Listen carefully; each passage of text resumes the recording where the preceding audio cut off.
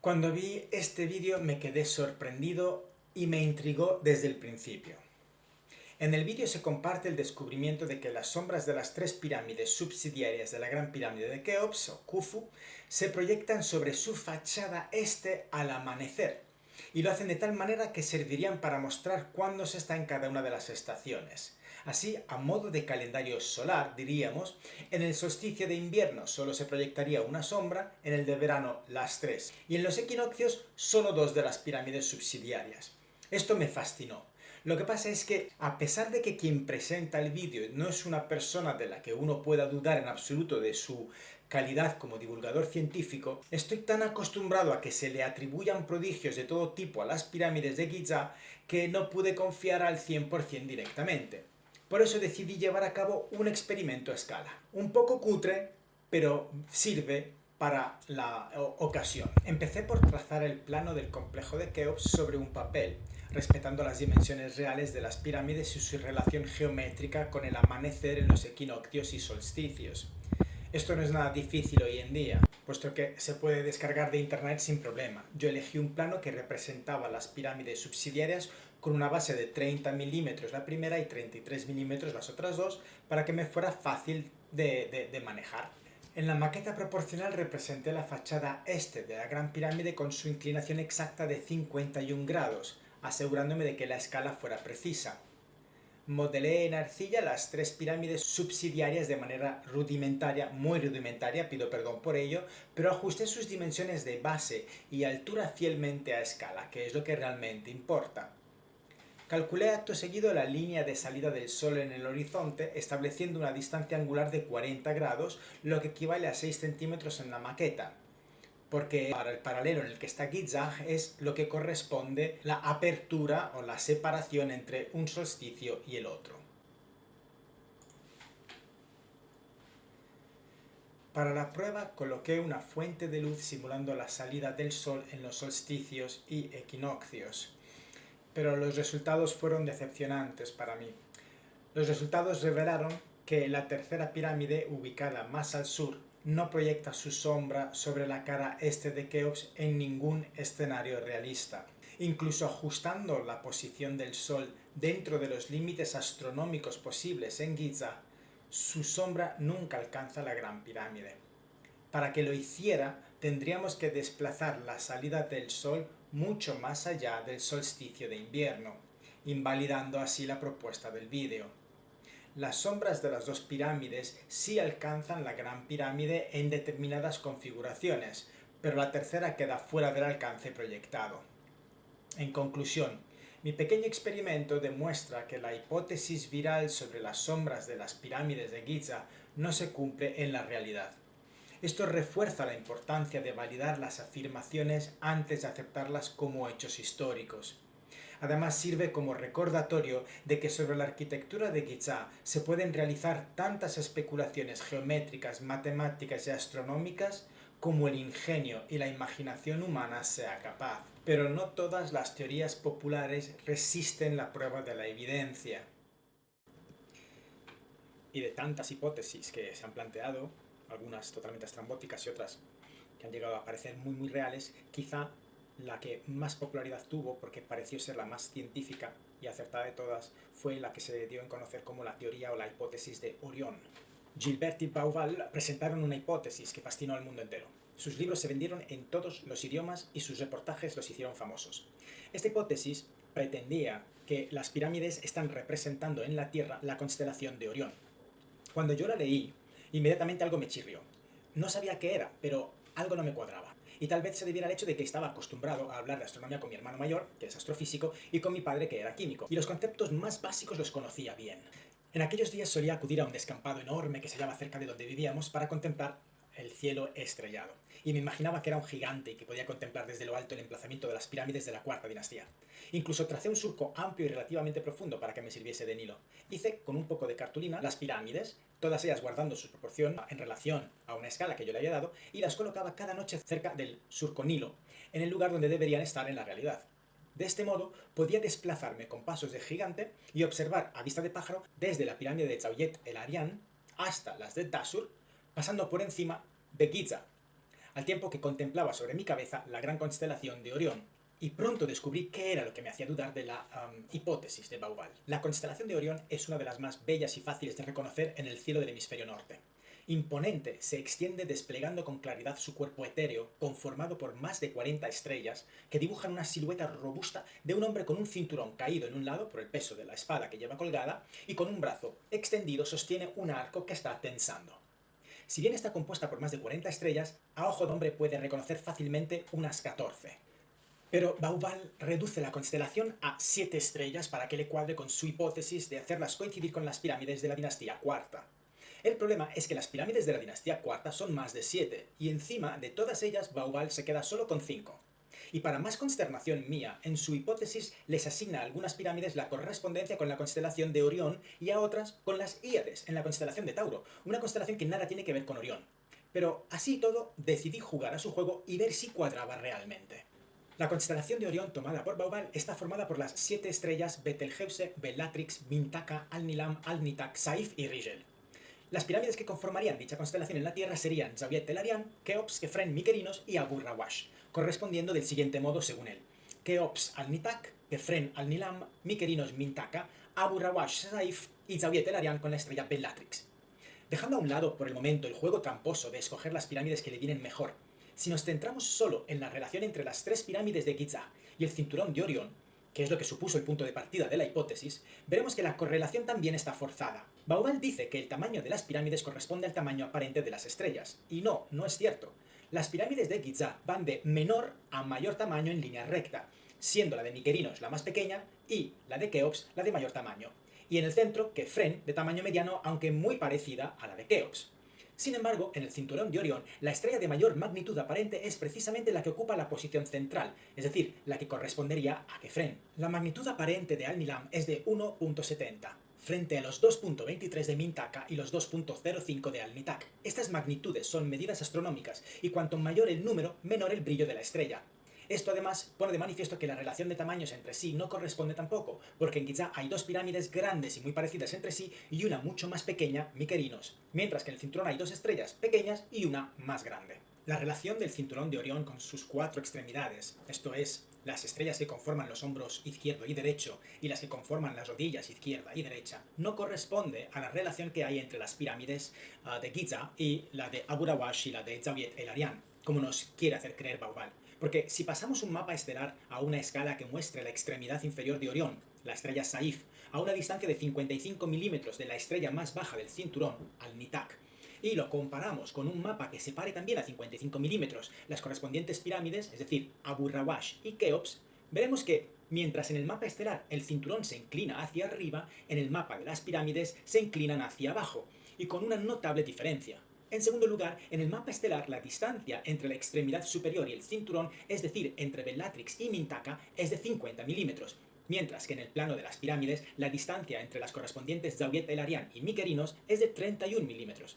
En definitiva, la relación entre el cinturón de Orión y las pirámides de Giza no es otra que la de ser 3 estrellas y 3 grandes pirámides a la vista. Bauval escoge las estrellas que le cuadran más para correlacionarlas con pirámides, pero su juego es completamente arbitrario, pues a 3 de las pirámides más grandes, como son las de Snefru en Dashur, las relaciona con estrellas de otra constelación y de magnitud aparente mucho menor de lo que le correspondería si estamos a lo que ocurre con las de Giza y el cinturón de Orión. La pirámide roja tiene una base de 185 metros cuadrados y la correlaciona con la estrella Ain, que tan solo tiene una magnitud aparente de 3.53, lo que quiere decir que es prácticamente imperceptible al ojo humano. Y dentro de las Híades hay estrellas mucho más brillantes. ¿Por qué los egipcios representarían precisamente una de las menos visibles y además empleando para ello una pirámide mucho más grande que lo que han empleado para representar, por ejemplo, una estrella mucho más brillante como es Alnitak en el cinturón de Orión? En definitiva, comprobé rápidamente, con tan solo 23 años de edad y sin medios a mi alcance, que Bauval había forzado las relaciones para que cuadrara su hipótesis. Pero para entonces, este ingeniero y escritor ya se había convertido en bestseller. Basar una teoría sobre meras coincidencias es lo que ha llevado a cientos de investigadores y de esotéricos a cometer grandes errores. Como ya he dicho antes, esto sirve como recordatorio de que sobre la arquitectura de Giza se pueden realizar tantas especulaciones geométricas, matemáticas y astronómicas como el ingenio y la imaginación humana sea capaz. Pero no quiere decir que sean ciertas.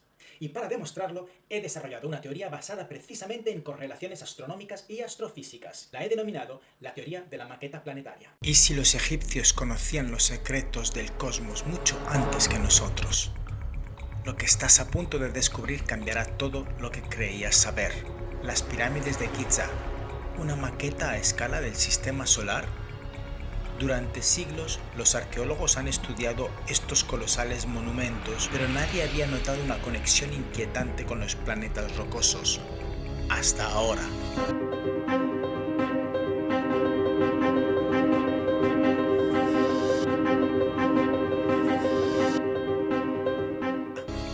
Las pruebas son irrefutables.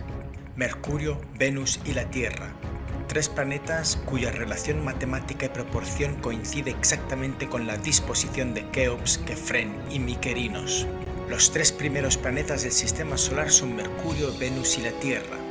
Sus tamaños van de menor a mayor, siendo el radio de la Tierra de 6.378 kilómetros, el radio de Venus de 6.051 kilómetros y el radio de Mercurio de 2.442 kilómetros.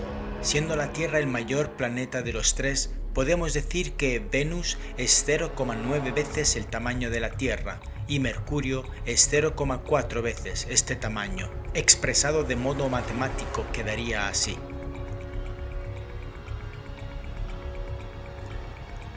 Pues bien, las 3 pirámides de Giza guardan entre sí la misma proporción.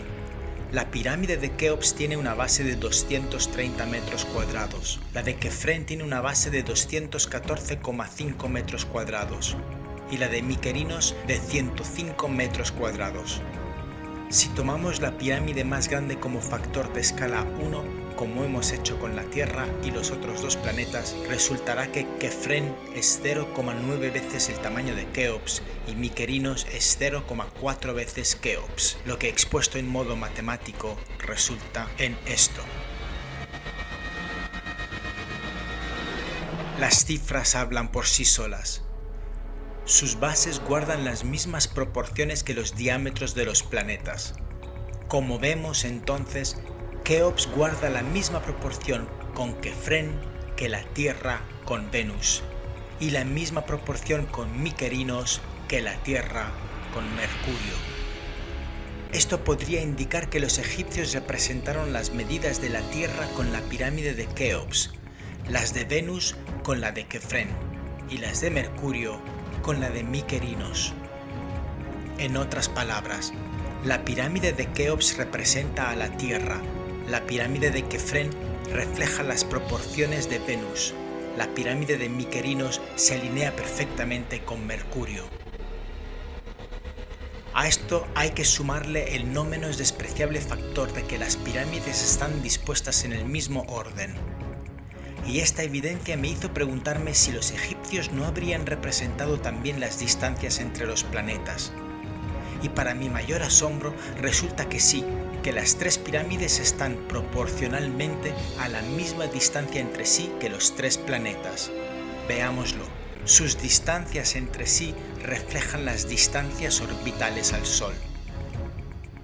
Si trazamos un punto arbitrario en el desierto, lo llamaremos P, y medimos las posiciones de las pirámides, obtenemos algo inexplicable. Las distancias entre ellas son exactamente proporcionales a las distancias de los planetas al Sol. La distancia de la Tierra al Sol es de 152 millones de kilómetros. La distancia de Venus al Sol es de 106 millones de kilómetros y la distancia de Mercurio al Sol es de 56 millones de kilómetros. Como para el caso de las pirámides no disponemos de un punto inicial de donde medir la distancia, como es el Sol en el caso de los planetas, para trazar nuestra línea fijé un punto que llamaré P de un modo totalmente arbitrario. Si con centro en P trazamos circunferencias concéntricas a modo de órbitas que pasen por el centro de la base de las pirámides o su cúspide, resulta que los radios de estas circunferencias, que denominaremos RK, RQ y RM, mantienen la misma proporción entre sí que la proporción entre las distancias de los 3 planetas, distancias que denominaremos DT, DV y DM. Expresado en términos matemáticos, resulta en lo siguiente. Si cogemos un plano de las pirámides de Giza a escala y sobre él trazamos la línea antes citada en dirección suroeste, y sobre esta colocamos el punto P a una distancia de 152 milímetros desde la cúspide o centro de la base de la pirámide de Keops, para que en términos numéricos la comparación resulte igual a la distancia real que hay desde la Tierra al Sol, 152 millones de kilómetros, veremos que la pirámide de Kefren quedará a una distancia de 106 milímetros del punto P y la de Mykerinos a una distancia de 56 milímetros de P. Por tanto, como vemos, resulta que las distancias son proporcionalmente iguales a las de las pirámides. Puesto de un modo más sencillo, vemos que las distancias son exactas. Y si esto te parece sorprendente, prepárate para el siguiente dato. Resulta que los egipcios también representaron las masas de cada planeta, reproduciéndola en las pirámides correspondientes. Así, vemos que la pirámide de Keops tiene una masa de 6,18 millones de toneladas, Kefren de 5,28 millones de toneladas y Mykerinos tiene una masa de 0,57 millones de toneladas. Esto quiere decir que tomando otra vez la pirámide de Keops por ser la mayor como punto de comparación, Kefren es 0,8 veces Keops en tonelaje y Mykerinos es 0,09 veces Keops en tonelaje. Otra vez vemos que los planetas guardan la misma relación y proporción entre sí que las pirámides, ya que Venus es 0,8 veces la masa de la Tierra y Mercurio es 0,06 veces la masa de la Tierra. Vemos pues que la masa de la Tierra viene representada por la masa de la pirámide de Keops, la masa de Venus viene representada por la de Kefren y la de Mercurio por la de Mykerinos. Las masas de las pirámides reproducen las masas de los planetas. Keops, Kefren y Mykerinos tienen la misma relación de masa entre sí que la Tierra, Venus y Mercurio. ¿Casualidad? ¿O conocimiento oculto que la historia ha ignorado? ¿Qué sabían los egipcios sobre el sistema solar? ¿Quién les transmitió este conocimiento? ¿Y qué más podrían haber dejado oculto en sus construcciones? Lo que hemos descubierto aquí desafía todo lo que nos han enseñado. La historia oficial puede estar equivocada. Te he mostrado un análisis sorprendente basado en números reales y proporciones exactas. Pero aquí está la verdad. Nada de esto prueba que los egipcios tuvieran conocimientos avanzados sobre el sistema solar. ¿Cómo es posible? Porque cuando buscamos patrones, nuestra mente juega un papel fundamental. Los seres humanos estamos programados para encontrar conexiones donde en realidad no las hay. Sí, las cifras son correctas, pero no, las proporciones no coinciden o no lo hacen necesariamente. Por ejemplo, para las distancias de los planetas, las medidas que uso no son mentira, son las cifras reales. La mentira está en el hecho de que los planetas en sus órbitas excéntricas no están siempre a la misma distancia. Además, escogí la distancia que las pirámides guardan entre sí desde cúspide a cúspide, pero no de lado a lado. Es un truco hábil que resulta convincente porque propone datos reales, aunque la propuesta sea falsa. De hecho, con suficientes números y creatividad, podemos hacer que casi cualquier conjunto de estructuras encaje en una teoría sorprendente. Si quisiéramos, podríamos encontrar patrones entre los rascacielos de Nueva York y los átomos de un cristal de hielo. Este experimento demuestra lo fácil que es fabricar una historia aparentemente irrefutable. Para este mockumentary, he utilizado las estrategias propias de los reportajes sensacionalistas de alienígenas y civilizaciones superdesarrolladas del pasado. Estos programas sensacionalistas suelen utilizar estrategias lingüísticas y psicológicas diseñadas para captar la atención, mantener el interés y reforzar la sensación de credibilidad, aunque los argumentos sean más especulativos que científicos. Entre sus tácticas es común ver 1. Repetición de frases clave. Frases impactantes y llamativas como «Esto podría cambiar la historia tal y como la conocemos». Los expertos no pueden explicarlo, pero aquí está la prueba. ¿Es posible que nos hayan estado engañando todo este tiempo? Lo que la ciencia no quiere que sepas. Un descubrimiento que desafía toda lógica. 2.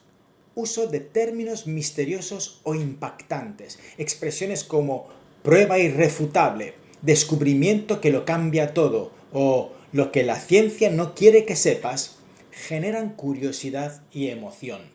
Uso de términos científicos para dar credibilidad.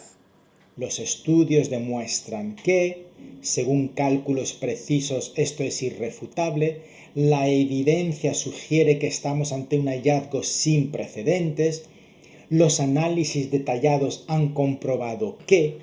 3. Interrogación retórica. Preguntas como ¿y si todo lo que sabemos fuera una mentira? Preguntas retóricas para sembrar duda. ¿Podría esto ser la clave para entender nuestro pasado oculto? ¿Es posible que las civilizaciones antiguas tuvieran conocimientos que aún hoy no comprendemos? ¿Por qué nadie habla de esto? 4. Apelación a la autoridad. Se presentan testimonios de expertos cuya credibilidad puede ser discutible, pero que aportan una apariencia de legitimidad. 5. Narrativa envolvente. La historia se cuenta de forma intrigante y con un ritmo que mantiene la atención constante, como en un thriller. Todo esto es parecido a técnicas de marketing, publicidad y propaganda, porque busca generar un impacto emocional antes que una reflexión racional. La clave está en que nuestro cerebro tiende a recordar mejor lo que nos genera emoción más que lo que nos exige análisis crítico. En el caso de la teoría de la maqueta planetaria hay que empezar por decir que el primer error sería el de llamarla teoría en lugar de hipótesis. Pero teoría vende más. En segundo lugar, la hipótesis es falsa porque simplemente lo que hago es falsear, sin mentir, los números que uso. Es decir, decido escoger los números que me sirven para mi propuesta y desecho los que no me sirven. De este modo, todo cuadra de manera que lo hace parecer realista y sensacional. Por eso, programas como estos pueden ser entretenidos, pero siempre es bueno verlos con una dosis de escepticismo. Ahora que lo sabes, ¿qué otras verdades podrían ser solo una ilusión? Moraleja, no todo lo que suena convincente es cierto. La próxima vez que veas una teoría impactante en Internet, pregúntate, ¿hay pruebas reales o solo conexiones circunstanciales? ¿Estamos viendo un patrón legítimo o nuestra mente nos está engañando?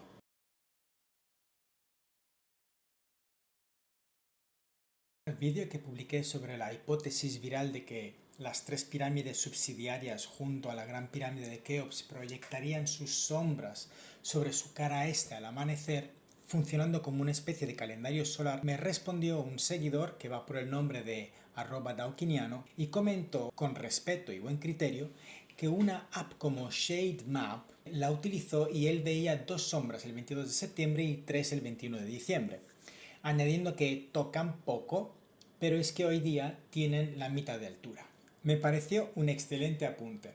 Además, en mi experimento inicial utilicé una maqueta con luz de una linterna con lupa, y otro seguidor, con el nombre de @bico, sugirió una duda importante. ¿Y si la linterna no generaba luz paralela como la del Sol? Esa diferencia podría alterar completamente las proyecciones de las sombras. Y como no me interesa tener razón, sino acercarme lo máximo posible a los hechos, decidí seguir investigando. Así que decidí realizar un nuevo experimento casero. Esta vez reajustando las medidas de las pirámides subsidiarias a la altura real o más parecida a la real, porque no me interesaba exagerar como hice en el primer experimento.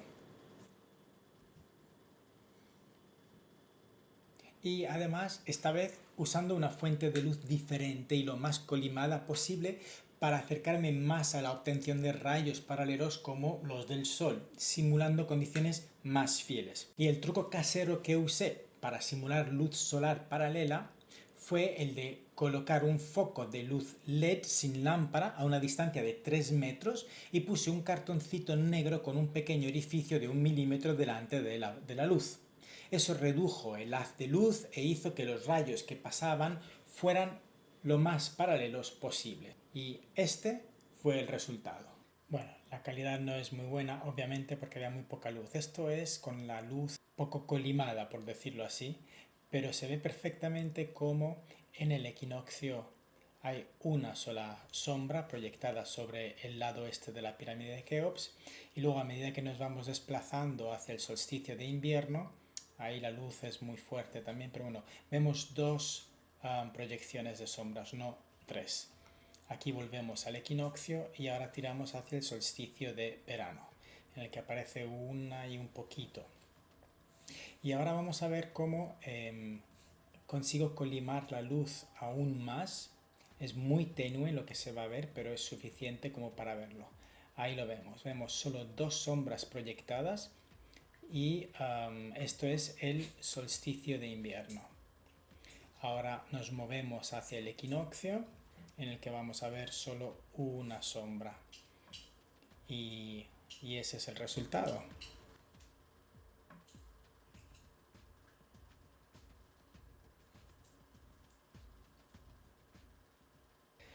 Aún así, y con todo, no me quedé satisfecho al 100%, por lo que decidí apelar a la IA.